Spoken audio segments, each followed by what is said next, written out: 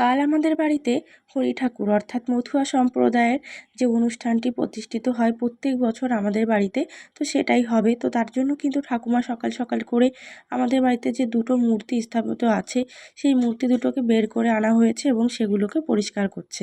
পরিষ্কার বলতে ওনাদের চান করানো হচ্ছে, এই যে বাইরে বসিয়ে চানটা না করালে মন্দিরটা পুরো ভেতরে জল জল হয়ে যাবে সেই জন্য। তো যাই হোক, স্নান করিয়ে তারপরে কিন্তু ওনাদের জন্য আলাদা রকম বসার আসনও তৈরি করা হয়েছে, ভেতরে ওই যে লাল রঙের ওটিতে বসানো হবে।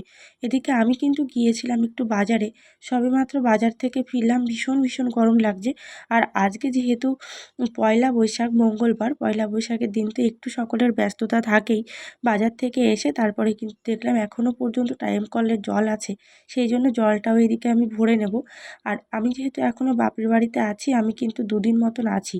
যাই হোক, চলুন, আমি তারপরে কিন্তু রান্নাবান্নাও কমপ্লিট করে নিয়েছি। পয়লা বৈশাখ আর মাংস খাবো না তা তো হয় না, বছরের প্রথম দিন। সেই জন্য কিন্তু একটুখানি চিকেন কষা বানিয়েছিলাম। চিকেন কষা ঠিক নয়, একটু গ্রেভি গ্রেভি রেখেছি যেহেতু সবাই মিলে খাবো সেই জন্য।